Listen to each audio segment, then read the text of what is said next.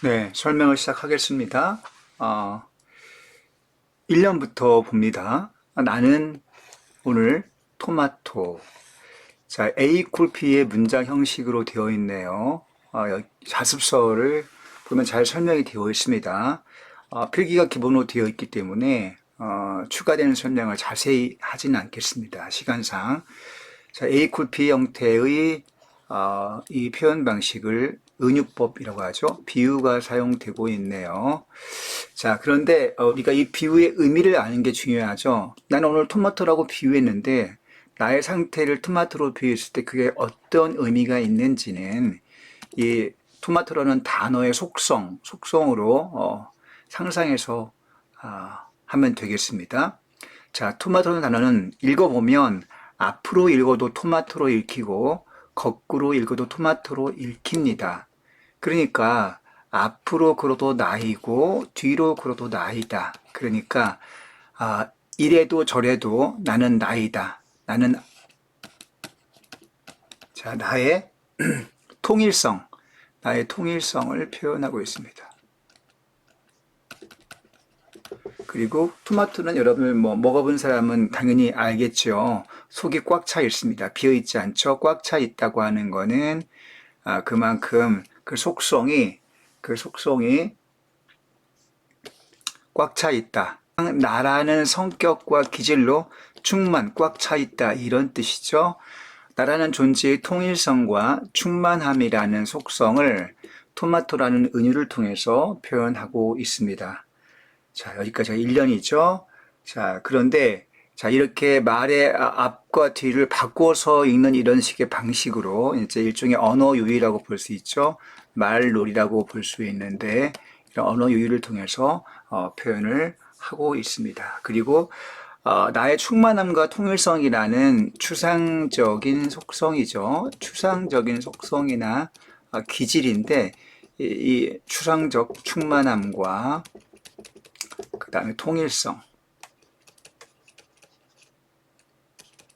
이 두 가지의 추상적인 속성을 토마토라는 구체적 사물을 통해서 구체적 사물 이미지를 통해서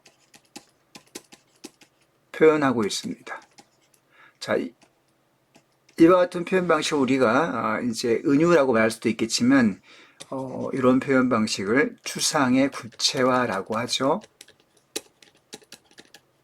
추상의 구체화. 자, 그런 표현상의 특징 용어도 알아둬야 되겠습니다. 추상의 구체화. 자, 그 다음에 2년을 넘어가 보겠습니다. 자, 이제 1년의 이런 구조가 반복되는데요. 1년의 구조가 반복됩니다.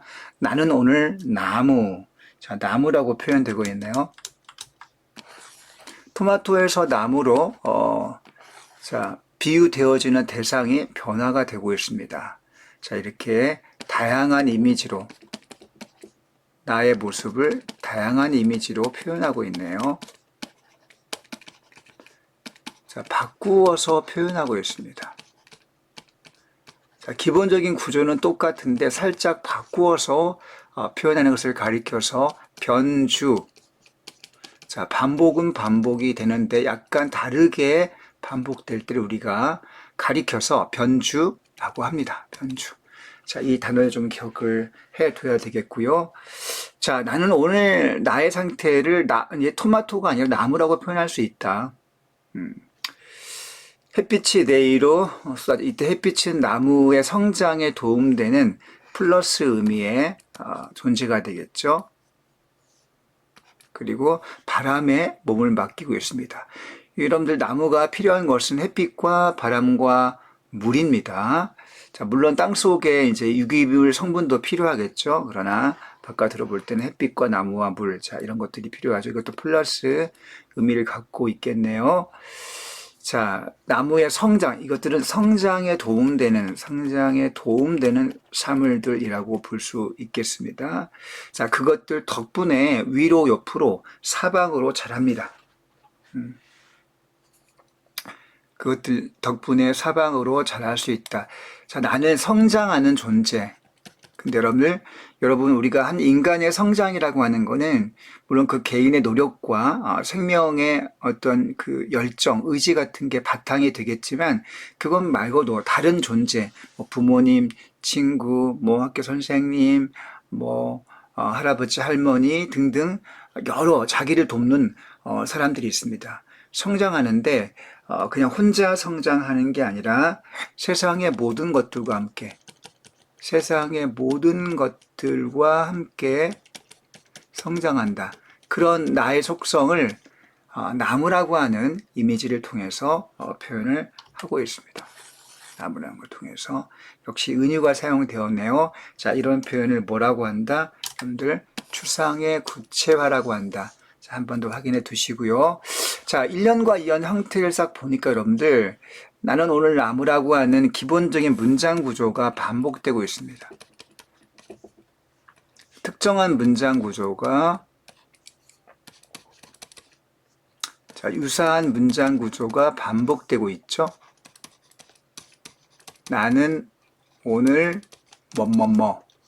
자, 이렇게 유사한 문장 구조가 반복되면 당연히 뭐가 생깁니까? 그렇지, 운율이 생기죠. 운율이. 그리고 비슷한 게 반복되기 때문에 통일성을 만들고요. 자, 운율은 리듬감을 만들죠. 자, 운율을 만들어서 리듬을 주고 문장 구조가 유사하게 반복되니까 통일성이 만들어지죠. 그리고 나의 상태를 강조하는 의미도 있겠습니다. 자, 그리고 또 하나 반복되는 거 보면요. 아까 1년에서도 보면 알겠지만, 뭐뭐 꽉 차 있었다, 뭐뭐 했다, 뭐뭐 했다, 뭐뭐 했다, 뭐뭐 했다 같은, 자, 동일한 종결 어미가,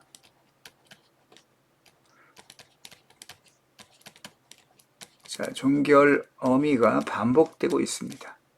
동일한 종결 어미의 반복. 이것도 똑같이 운율을 만들고, 자, 그렇죠? 운율을 만듭니다. 자, 3년을 넘어가 보겠습니다. 자, 3년. 나는 오늘 무엇이냐? 유리로 표현되고 있네요. 여러분, 유리라는 이 사물의 속성은 어떤지 한번 생각해 봅시다. 뭐, 반짝인다, 투명하다, 깨끗하다, 뭐, 순수하다, 이런 다양한 속성을 지니고 있죠. 기본적으로 말이죠. 그러나 이 시에서 화자가 이 유리라는 단어를 어떤 의미로 끌어 쓰는지는 이 밑에 문맥을 확인을 해 봐야 됩니다. 자, 문맥을 확인해 보니까 여기에서 시인이 사용한 것은 자, 금이 간채로 울다. 이런 유리는 맑고 투명하고 깨끗하지만 금이 가기가 쉽죠. 깨지기가 쉽습니다. 이때 금이 같다라고 하는 거는 유리의 어떤 속성을 가리킵니까? 자, 마음의 상처 혹은 시련이나 고통, 슬픔의 정서를 표현하고 있습니다. 자, 우리가 누구든 인간은 정서를 갖고 감정과 기분을 갖고 있죠. 그러나 친구가 그냥 지나가는 말로 던진 사소한 말 한마디에 인간이 쉽게 상처를 입기도 합니다. 선생님 같은 어른도 심지어 그런데 그만큼 나이가 더 어릴수록 상처를 더 받기가 좀 쉽다고 볼 수 있겠죠. 자, 그래서 유리가 금이 가기가 쉽다. 자, 화자가 마음의 상처 로 인한 슬픔의 정서를 갖고 있다는 걸 표현하고 있습니다. 또 말이죠. 거짓말처럼 눈물이 고였다. 자, 눈물. 자, 그리고 유리에 눈물이 고인다. 여러분, 유리창에 말이죠. 마이너스면 눈물 마이너스, 금이 가다 마이너스, 비가 오거나 누가 이렇게 분무기 같은 걸로 물을 뿌리면 쉽게 얼룩이 집니다. 유리에 쉽게 얼룩이 지고 물이 고이죠. 자, 유리창에 물이 고인다고 하는 거는 자, 여기서는 화자에게 슬픔, 자, 슬픔을 의미합니다. 자, 그리고 진짜 같은 얼룩이 생겼다. 진짜 같은 얼룩. 이때 얼룩도 역시 이제 이 얼룩이라는 건 눈물이 고인 모습을 여기 밑에 보면 여러분들 이렇게 설명이 되어 있네요. 눈물이 고인 모습을 얼룩으로 형상화했다. 이렇게 설명이 되고 있죠. 유리창에 눈물이 고여서 마음의 상처나 슬픔이 생겼을 때 그걸 얼룩이라고 표현하고 있습니다. 자, 여러분 3년의 나는 1년의 토마토와 2년의 나무에 비해서 약간 이제, 우리가 살면서도 겪는 마음의 상처, 시련, 아픔, 고통, 슬픔 같은 것들을 표현하고 있습니다. 자, 인간은 누구나 쉽게 상처를 입고, 자, 유리의 의미 정리해봅시다. 상처를 입고 슬픔에 빠지기 쉬운 존재이다. 자, 그런 존재의 특성, 하자의 특성을 설명을 하고 있습니다.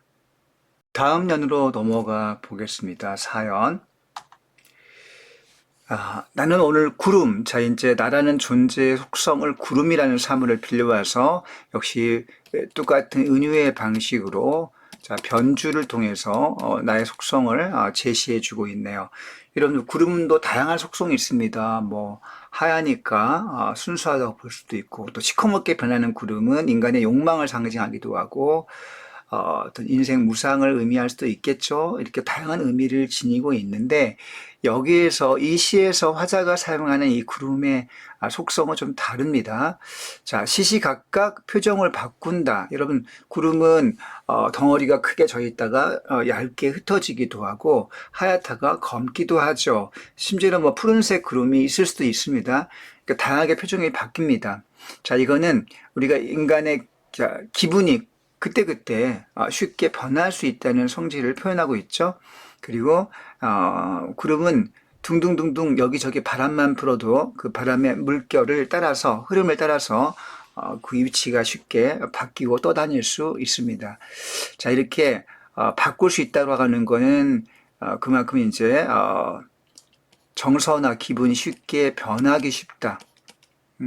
변하는 속성, 기분과 감정이 쉽게 변하거나 또 그때그때 기분에 취해서 떠다닌다. 그때그때 기분에 심취하는 거. 우리가 한번 기쁘면 그날 종일 기쁘죠. 그리고 사소한 일인데도 불구하고 한번 기분이 상하면 그날 내내 친구가 어떤 말을 해도 학교에서 어떤 좋은 일이 있어도 기분이 그렇게 쉽게 좋게 바뀌어지진 않죠. 이걸 기분에 심취하는 속성으로 표현할 수 있겠는데요. 자, 이런 기분에 심취하는 속성과 또한 감정과 기분이 쉽게 변하는 속성을 구름이라는 사물을 빌려서 표현하고 있습니다. 자, 또 다음 년 볼까요? 나는 오늘 종이. 자, 이제 종이는 또 어떤 속성이 있을까요?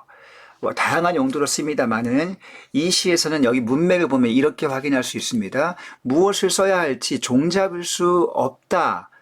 이런 종이에 두고 이렇게 뭐 예컨대 국어 시간에 선생님이 뭐 수행평가로 미리 뭐 준비를 시키겠지만 아무튼 야 종이에 시를 한 편 써. 야 오늘의 그 제재는 하늘이야 하늘. 하늘을 가지고 시를 쓰라고 하면 갑자기 막막하죠. 뭐 이런 식으로 종이라고 하는 이 사물의 속성은 무엇을 써야 할지 종잡을 수 없는 자 막막함. 뭐 예컨대 우리가 뭐 공부를 하려고 해도 뭐부터 해야 되지? 운동을 하려고 해도 내가 축구를 잘하고 싶은데 뭐부터 해야 되지? 내가 어떤 이성 친구를 내가 좋아하게 됐는데 그 좋아하는 내 감정을 어떻게 표현해야 되지? 등등등 이렇게 우리가 어떤 일을 시작하거나 맞닥뜨렸을 때 어떤 행동과 어떤 마음을 취할지 막막할 때가 있죠. 자, 이렇게 막막함을 종이라고 하는 사물을 통해서 표현하고 있고요. 그래서 어때요? 종잡을 수 없고 막막하기 때문에 텅 빈 상태로 가만히 있을 수밖에 없습니다. 자, 그만큼 마음이 공허한 상태, 허전한 상태가 우리가 살면서 느끼는 감정의 양상이 있죠. 어떤 날은 그냥 좀비처럼 가만히 지나가는 날도 있습니다. 머리가 텅 빈 상태, 멍 때린 상태로 하루 종일 지나가기도 하죠. 자, 그런 종이의 속성, 텅 빈 상태를 역시 이렇게 표현하고 있고요. 그 다음, 사각사각. 그러니까 어때요? 내가 이렇게 멍 때리고 뭔가 막막함을 느끼고 어찌할지 몰라 머뭇거리거나 좀비처럼 이렇게 시간을 허비할 때 그때는 누군가의 도움이 필요하죠. 자, 나를 쓰다듬어 줄 사람. 이때의 사람은 어떤 사람입니까? 공허하고 허전함과 막막한 상태에 처해 있는 나를 위로해 줄 사람이 필요하다는 것을 말하고 있습니다. 자, 위로가 필요하다. 종잡을 수 없기 때문에 막막하기 때문에 위로가 필요하다. 자, 여기에 중요한 단어가 하나 나왔습니다. 사각사각이라는 이 단어인데, 여러분들, 형광펜 같은 걸로 표시하고 별표 하나 합시다. 선생님이 이렇게 별표한 이유가 뭔지 알겠죠? 이렇게 사각사각, 소리를 표현하고 있는 거죠. 소리를. 자, 우리가 이걸 뭐라고 합니까? 음성상징어라고 하고요. 자, 음성상징어에는 의성어와 의태어 두 가지가 있는데, 여기서는 의성어가 되겠습니다. 의태어 아니고요. 자, 이렇게 음성상징어를 사용하게 되면 어떤 효과가 생깁니까? 장면이 생생해집니다. 그리고 감각적인 느낌이 들죠. 자, 또 그리고 구체적인 느낌이 듭니다. 자, 이런 속성을 기억을 해 둬야 되겠습니다. 자, 그리고 이제 그 다음 넘어가 보겠습니다. 나는 오늘 일요일이다. 앞에까지는 종이나 구름이나 토마토, 나무 같은 자연물과 사물을 갖고 왔었는데, 이제는 일요일이라는 그런 추상적인 단어를 갖고 왔네요. 그럼 일요일의 속성이 어떻습니까? 휴식이죠, 휴식. 응? 휴식. 물론 일요일도 휴식을 하지 못하고 일해야 되는 사람이 있긴 합니다만 기본적인 속성은 휴식이 되겠죠. 자, 다음 페이지 연을 보겠습니다.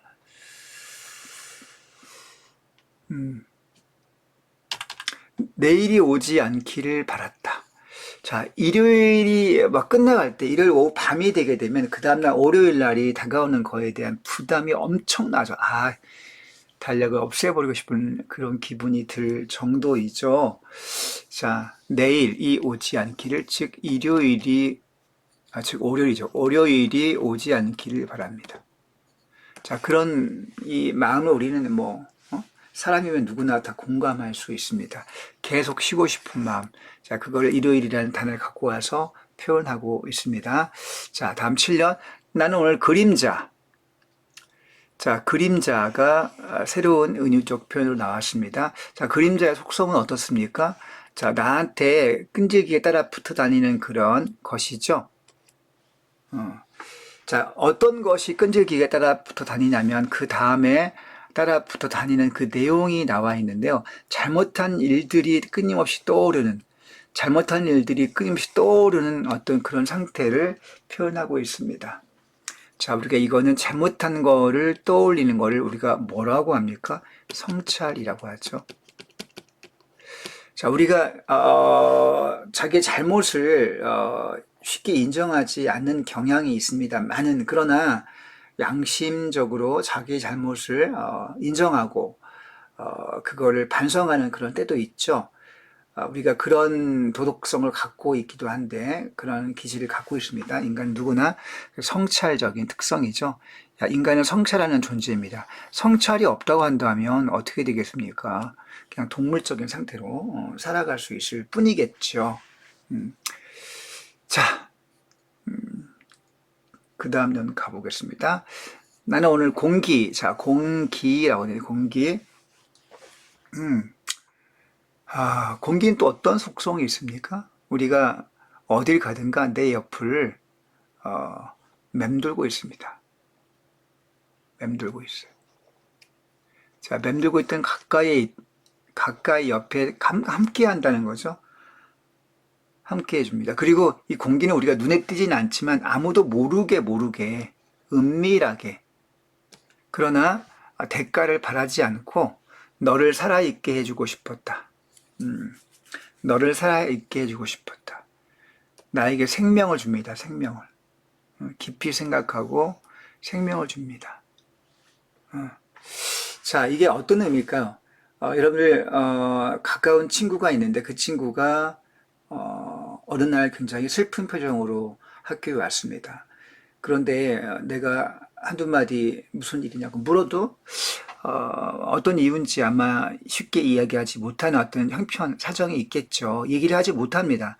나는 그 친구가 좀 안쓰럽고 그 친구를 도와주고 싶은 마음에 그 친구가 딱히 나한테 어떤 표정을 짓거나 말을 걸지 않아도 그 친구 옆을 맴돌면서 그 친구에게 뭔가 마음의 따뜻한 위로를 말로는 못하고 있지만 해주고 싶은 때가 있죠. 난 누군가에게 오늘 공기처럼 그 사람을 위해서, 그죠? 그 사람에게 생명을 주고 그 사람을 도와주고 싶은 마음을 갖는 때가 있습니다. 자, 누군가를 위로해주고 함께 연대하려는, 위로와 연대하려는 그런 착한 마음을 그런 표현하고 있습니다. 자, 내가 누군가에게 오늘 공기 같은 존재로 그 사람을 위해서 함께 하고 위로해주고 시간을 보낸다. 참으로 아름다운 장면이네요. 자, 그 다음 한번 보겠습니다. 난 오늘 토마토. 자, 드디어 마지막 연에서 또 한 번 이제 나오네요. 자, 이 똑같은 문장이 1년에서도 반복되고 있습니다. 1년에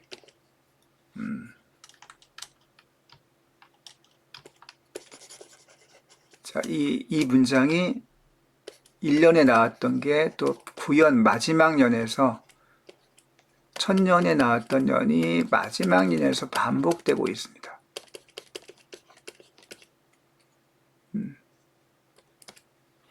네 앞에서 온몸이 그만 붉게 물들고 말았다. 내 앞에서 온몸이 그만 붉게 물들었다. 자, 앞에 1년의 토마토는 어떤 의미였습니까? 앞으로 읽어도 뒤로 읽어도 똑같은 토마토, 통일성이 있는 존재, 속이 꽉 차 있었다, 충만한 속성을 지닌 존재였죠. 자, 그런데 마지막에 토마토는 다른 속성이 나왔습니다. 구연의 토마토는 어때요? 붉게 물들었다. 자, 누군가를 좋아할 때 그 사람 앞에 서면 얼굴이 붉어질 수밖에 없죠. 좋아하는 마음, 설레는 마음, 붉게 물들었다. 마음이 설레었다.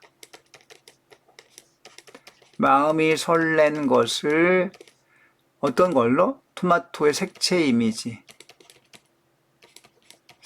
이미지를 사용해서 선명하게 구체적으로 표현했죠. 자, 이런 특성을 기억을 해두면 되겠습니다. 자, 여기까지 해서 여러분들 각 연의 내용을 은유를 중심으로 설명을 했습니다. 자, 이렇게 1년의 내용이 마지막 연에 반복되고 있는데요. 자소서 오른쪽 끝을 가봅시다, 여러분들. 이렇게 나와 있습니다. 토마토라는 단어가 비슷하게 1년과 나의 속성을 표현한 단어가 1년과 마지막 연에 반복되고 있는데요. 자, 그 까닭과 이유 효과가 뭐냐? 그 효과나 목적이 뭐냐? 이거를 정리해 놓은 것이 있네요. 자, 자소서 오른쪽 끝에 이걸 한번 확인해 보겠습니다. 자, 구조의 통일성, 그리고 안정감, 그리고 또 하나 더 있네요. 통일성을 준다, 안정감을 준다, 자, 그리고 동시에 운율을 만들어 준다. 반복되니까 리듬감을 만들어 주죠. 자, 아주 뻔한 내용이 되겠습니다. 자, 이 내용적 측면에서는 매일매일 달라지지만 1년과 마지막은 똑같이 토마토로 끝나기 때문에 자, 달라지지만 동일한 나의 동일성, 자, 동일성을 강조하기 위해서 어떤 내용을 강조하는 효과도 있다. 자, 이렇게 정리해 볼 수 있겠습니다. 자, 한 번 더 확인해 보면 통일성을 준다, 안정감을 준다, 운율과 리듬감을 준다. 자, 내용을 강조하는 효과가 있다. 자, 이렇게 네 가지를 정리해 봤습니다. 자, 그럼 여기서 이제 그 밑에 지식 플러스 굉장히 중요한데요. 한번 체크를 해 보겠습니다. 자, 비유와 상징이 우리가 이제 그 용어가 이게 비슷한 거 아닌가라는 어떤 그 혼동을 하는데요. 그 두 개의 차이점을 설명하는 내용이 되겠습니다. 어떤 차이가 있을까요? 자, 일단 비유는 원관념과 보조관념이 함께 나타납니다. 그런데 나는 오늘 토마토라고 한다면 여기서 나가 원래 말하려는 대상이니까 원관념이 되겠죠. 그리고 토마토는 당연히 보조관념이 되겠습니다. 자, 은유나 비유, 자, 은유직유 같은 이런 비유법은요, 기본적으로 이 원관념과 보조관념이 둘 다 함께 나타납니다. 문장 속에 둘 다 나타납니다. 이게 비유의 특징입니다. 함께 나타난다 라고 하는 거 여러분들 잊으면 안 되겠습니다. 자, 그러나 상징은요 어떠냐면 보조관념만 있고 보조관념만 드러납니다. 그리고 원관념과 보조관념이 다대일로 대응한다. 무슨 말이에요? 자, 상징을 봅시다. 상징은요, 여기서 원관념이 사라집니다. 예컨대 십자가라는 예를 들어보겠습니다. 자, 십자가를 치다. 너무나 쉬운 예가 되겠죠. 십자가는 여러분들 희생이나 헌신의 의미가 있죠. 내가 대신 십자가를 칠게.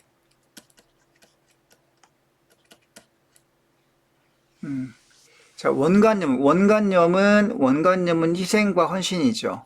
희생과 헌신인데 이 원관념이 숨겨집니다. 즉 나타나지 않습니다.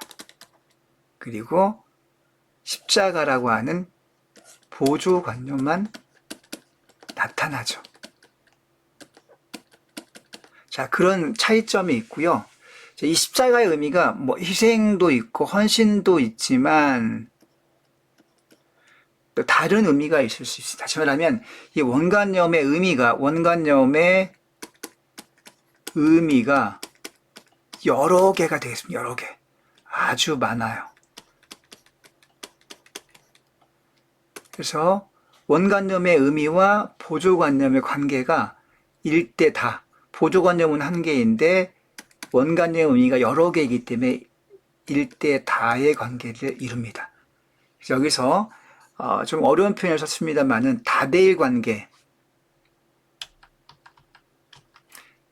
관계라고 하는 것이 바로 그런 뜻이 되겠습니다. 상징은 원관념의 의미와 보조관념의 관계가 일대다로 대응한다는 뜻이고요. 자, 반면에 비유는 어떻습니까? 비유는 나는 토마토, 앞으로 읽어도 뒤 읽어도 통일성이죠. 꽉 차 있다, 충만함. 이렇게 원관념과 보조관념이 1대1의 단계로, 자, 원관념과 보조관념이 1대1로 의미가 대응합니다. 자, 그런 특성이 있다는 거요. 자, 그런 점에서, 자, 비유는 또 어때? 유사성이 있습니다. 자, 비유는 원관념과 보조관념 사이 유사성이 있습니다. 그러니까 나는 토마토 색깔은 빨가니까 부끄러움을 탄다. 또 설렌다. 나는 거꾸로 읽어도 앞으로 읽어도 토마토 통일성이 있다. 이렇게 원관념과 보조관념 사이 유사성이 있는 것도 자, 비유의 특징입니다. 자, 유사성이 있다. 자, 반면에 희생과 헌신이라는 이 추상적 이 원관념과 십자가라는 보조관념은요, 유사성이 없는 경우가 많습니다. 유사성이 별로 없다. 상징은 유사성이 별로 없다. 그런 속성을 얘기해 주고 있습니다. 자, 그 뒤에 나오는 것들은 좀 생략을 하겠습니다. 너무 복잡할 수 있으니까 여기까지만 설명을 하고요. 여러분들은 이 시에서는 자, 은유가 사용되고 있는데 은유가 사용되면서 원관념과 보조관념이 1대1로 대응한다 라고 하는 것을 기억해 두시고요. 나가 원관념, 토마토가 보조관념. 자, 이거를 바꿔치기 할 수 있겠죠. 시험에서는 이걸 바꿔치기 할 수 있기 때문에 누가 원관념이고 무엇이 보조관념인가를 잘 찍어서 문제 풀 때 혼동을 하지 않은 것이 중요하겠습니다. 여러분 아시겠죠? 자, 앞으로 가서 여기 왼쪽 페이지, 자습서 페이지에 중요한 사항을 몇 개만 좀 확인을 해 보겠습니다. 자, 은유가 사용됐다. 그 다음에 반복법이 사용됐다. 변주가 된다. 자, 아까 앞에 은유를 보면 은유 속에는 자, 눈에 보이지 않는 마음, 즉 추상적인 정서를 구체적인 대상에 표현했다, 즉 구체화했다라고 나와 있고요. 자, 토마토, 나무, 유리 같은 감각적인 대상으로 나타내고 있고요. 연결어가 없다. 자, 여러분 은유는 연결어 없습니다. 연결어가 뭐냐면 나는 이렇게 표현합시다. 나는 오늘 토마토와 같다. 토마토와 같다라고 적어볼게요. 자, 이렇게 토마토처럼 같다 등등 이렇게 같다 토과 나 원관념과 토마토라는 보조관념 사이에 뭐뭐 같다, 뭐뭐처럼, 뭐뭐 같이, 뭐뭐처럼, 뭐뭐 듯이 자, 듯이나 처럼이나 같이 같은 이런 단어를 사용해서 두 개를 연결시킵니다. 이것을 연결어라고 하고요. 연결어가 사용된 것은 직위법이죠. 직위법은 연결어가 있습니다. 그러나 은유법에는 은유에는 연결어가 없다고 하는 것도 하나의 특징으로 여러분들이 꼭 기억을 해둬야 되겠습니다. 시험에 나올 법합니다. 자, 그 다음에 반복과 변주의 효과, 통일성과 안정감을 준다, 운율 형성한다, 화자의 정서를 효과적으로 표현하고 재미를 준다 등등의 특성도 기억을 해주면 되겠습니다. 다음이 나와 있는 거죠. 자, 다시 뒤로 가서 자습서의 학습활동을 넘어가 보겠습니다.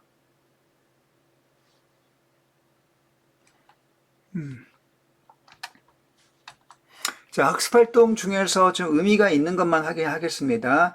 저기 대상의 속성과 화자의 마음 정리하는 건요. 여러분들이 한번 보면 되겠습니다. 샵스의 능을 밑줄이고 토마토 속성은 꽉 차 있다. 그 다음에 통일성이 있다. 동일하다. 통일성과 동일성이 있다. 나무는 세상의 모든 것들과 함께 성장한다. 나무. 그 다음에 유리. 상처받기 쉽다. 자, 구름. 나의 기분에 심취한다. 그 다음에 종이. 종잡을 수 없고 막막하다. 그 다음에 위로가 필요하다. 일요일 쉬고 싶다. 너무 쉬운 내용이네요. 자, 그 다음에 그림자. 성찰과 연관되어 있었죠. 자, 공기. 누군가에게 위로를 주고 싶다. 살아있게 해주고 싶다. 자, 토마토 붉은색이다. 마지막 구현에서 자, 부끄럽고 좋아하는 마음 때문에 설렌다. 이런 것들을 표현하고 있습니다. 다음 페이지.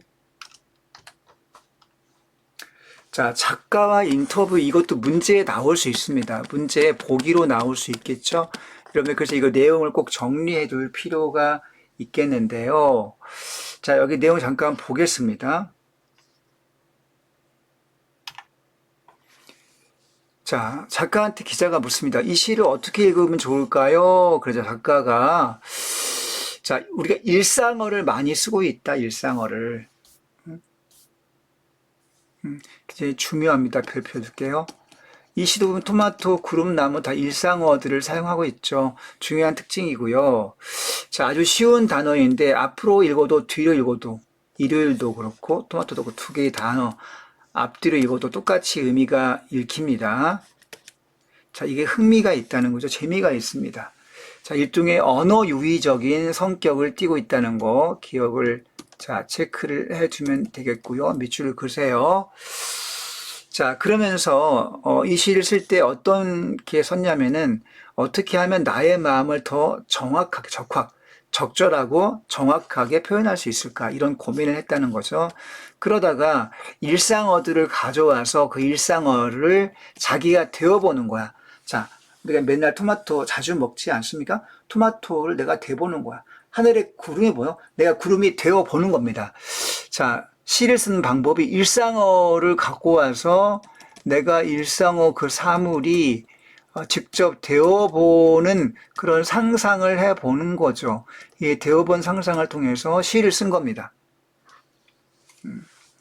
자, 그렇게 시를 썼고요. 그 다음에 학교에 강연을 하러 가서 자, 이 시를 가지고 학생들과 함께 자기가 이 시 전체 구연 중에서 하나의 연을 골라서 데워보기를 어, 해본 적이 있습니다. 자, 그렇게 해보면 자기도 몰랐던 마음, 혹은 알면서도 외면했던 마음을 발견할 수가 있습니다. 자, 그런 이제 얘기를 해주고 싶고요. 그러면서 마지막, 자, 시를 쓰는 것은 데워보기의 방식으로 말하는 거다. 데워보기를 말하는 거고, 자, 시를 읽는 것은 어때? 데워보기를 따라가면 내 마음을 살피는 거다. 쓰는 것은, 그쵸? 쓰는 것은, 쓰는 것은 말하는 거죠. 말하는 거. 그리고 읽는 것은 그걸 통해서 내 마음속에 떠오르는 마음을 살피는 것이다. 자, 이렇게 권고해 주고 있습니다. 자, 그 다음 나는 오늘이라는 구절에 오늘을 넣은, 왜 나는 토마토라고 그냥 하지 않고 오늘이라는 단어를 왜 집어넣었을까? 이걸 왜 넣었을까? 그 의도가 뭐냐? 오늘을 집어넣은 의도가 뭔지를 묻고 있습니다. 자, 오늘을 빼버리면 고정되는 느낌을 주죠. 오늘이 없다면 고정된 느낌인데, 오늘을 넣으면 어때? 계속 달라지고 있는 달라지고 있는 나를 표현할 수 있다. 그리고 달라진다는 게 뭡니까? 자, 미세하게 변화하는 나를 보여주기 위해서 오늘을 넣었다. 자, 이건 좀 기억해 둘 만한 가치가 있겠습니다. 오늘을 왜 넣냐? 나라는 존재가 늘 똑같은 게 아니고, 뭐, 큰 틀에서는 똑같지만, 나는 나지만 어떤 때는 착하다가 어떤 때는 좀 못되게 굴 때도 있지 않습니까? 조금씩 달라지는 어떤 상태를 우리가 경험하게 되는데, 그렇게 미세하게 변화하는 나를, 달라지는 나를 표현하기 위해서 오늘을 넣었다. 이런 얘기죠. 자, 2번 가보겠습니다. 자, 1년 갖고 있는 토마토를 반복해 제시했다. 그 까닭이 뭐냐? 그 까닭은 당연히 자, 통일성과 안정감, 그 다음에 동일성을 말하기 위해서. 자, 아까 선생님 설명했던 내용이죠. 우리가 이거를 펠린드롬, 영어, 자, 외래어로는 펠린드롬, 자, 앞으로 읽어도 뒤로 읽어도 토마토, 옛날 변호사 우영우, 이상한 변호사 우영우도 앞으로 읽어도 뒤로 읽어도 토마토. 토마토하고 또 뭐가 있습니까? 여기 보면, 비슷한 내용으로 기러기, 오디오, 다시 합창합시다. 다 좋은 것은 좋다. 이런 것들이 다 그런 예가 되겠죠. 우리 이거를 이제 한자로는 회문. 자, 회문이라고 하기도 하고 그 다음에 펠린드롬이라고 하기도 합니다. 자, 단어 좀 기억해 두세요.